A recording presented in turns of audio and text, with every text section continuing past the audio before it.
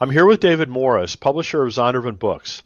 David and his team have been working hard to introduce two new Frederick Buechner books. And so, David, this morning I'd love to get your insights on how you see those books fitting into the Zondervan publishing plan.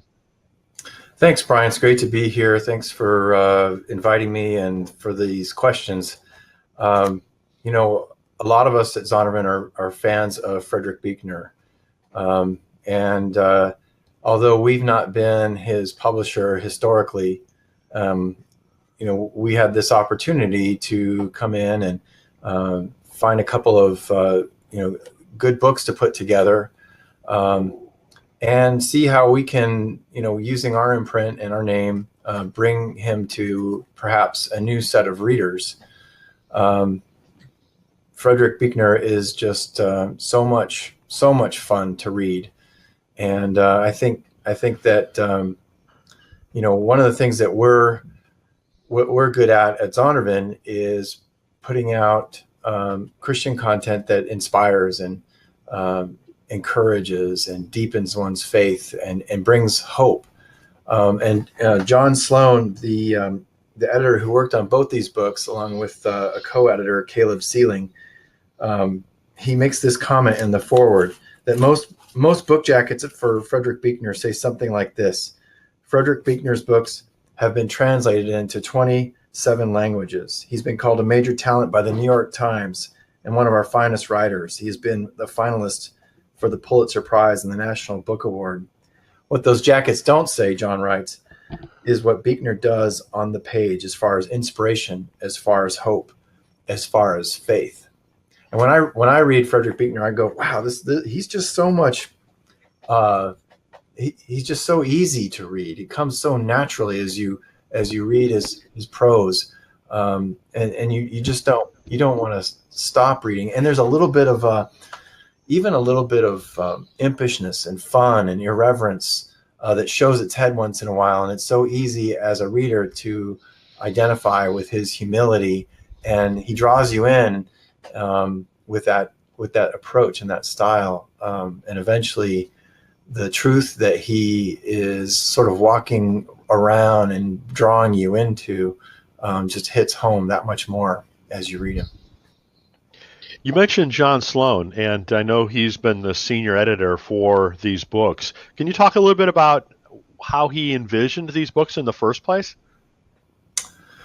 Sure. I mean, mainly what we wanted to, not just, we didn't want to just recapitulate some of the things that have already been written. We wanted to come up with two strong concepts that people maybe haven't heard very clearly from Frederick Buechner, but perhaps have been there all along. The first volume, or the volume called The Remarkable Ordinary, this one is actually mostly unpublished lectures. So when we heard that there was an opportunity to publish some of these unpublished lectures, we certainly got very excited about it. And then we were wondering what is the theme? What is the theme that's very much Frederick Buechner, but also very much something that's needed for our times. So we call it The Remarkable Ordinary: How to Stop, Look, and Listen to Life. And it's really a book about how your life is remarkable right now. It's happening right now. Pay attention to it. There's a piece in it, if I may. It's funny, as a publisher, I read obviously a lot of our authors' books, and as I'm reading them, sometimes I go, "Wow, I feel like I've heard this story before. Have they repeated it in another book?" Sometimes it does happen. And as I was reading this, I was kind of struck, because I was trying to remember, where did I hear this before? And then all of a sudden it hit me. I actually heard Frederick Buechner speak some of these words. It was actually a podcast recording from the Calvin Institute of Faith and Writing, their Rewrite Radio podcast. And if you can find the Frederick Buechner podcast on it, it's really extraordinary. But he does this thing where he tells this story about a Christmas Eve in Vermont, and he was making he was making wassail. He said, "I've never tasted wassail. Let's make it." And it's a hideous mixture of beer and sherry and toast. And he made it. He drank it. It was awful. And as he was tumbling into bed, he remembered that he was supposed to go feed his neighbor's sheep while the neighbor was gone over the holidays. So his brother-in-law and he put on these long boots, waded through knee-high snow up there in Vermont during Christmas, found their way to a barn, found the hay, started breaking the hay apart, spreading it around for the sheep. And then all of a sudden, it just dawned on him where he was on Christmas Eve. He was in a barn with God's animals, spreading hay in a moment of peace and tranquility with snow all around him. And as you hear him describe it, and then as I'm rereading it, it just gives you goosebumps, and reminds you that God is all around us all the time, reminding us of his gift of Christ. And hopefully that answers your question, Brian. That's what I think is so exciting about this particular book. May I talk about the second one? Yes, absolutely. I was going to ask you about that anyway. Okay. The second theme is this is actually a book that is mostly all previously published material. There is at least one or two essays that have never been published before. But you know what? Again, like I said a minute ago, what we're doing is we're looking for themes that maybe have been there all along in Frederick Buechner, and maybe some of you know about them, this theme if you have read a lot of Buechner. But we wanted to really lift it up. This one is called "A Crazy Holy Grace: The Healing Power of Pain and Memory." And just love the cover. I love the penetrating look of Frederick Buechner's expression there. Obviously, from younger days. Looks like he's right there in Vermont. This is a very powerful book because we all have pain. It sticks with us all our lives. It's funny how it's sort of natural to remember the hard moments, the painful moments, the awkward moments, the difficult times in our lives, and we don't remember so much the blessings and the joys. Of course, all of those things are there all the time, but we tend to remember we have memories of painful moments. And I think what this book is trying to do, this exploration of this theme with Frederick Buechner, is to understand that that's your soul. That's part of who you are. That pain that sticks with you, it sticks with you for a reason. Don't feel guilty about it. It's there. It drives you. It becomes a part of who you are.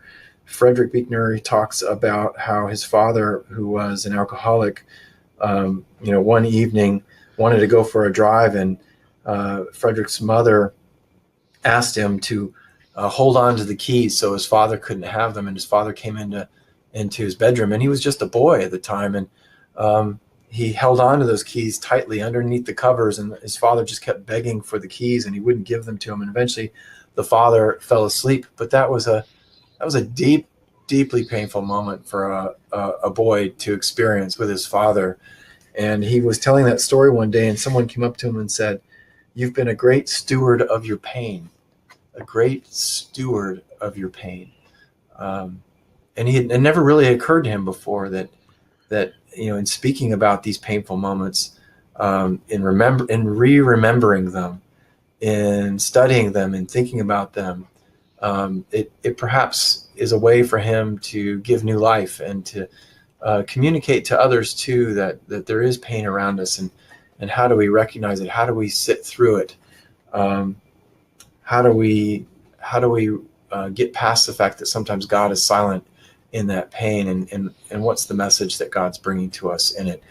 I think that's what this book is about. I think it's an inspiring book in terms of helping you just be very transparent with who you are, and you're certainly going to see some transparency here from Frederick Buechner.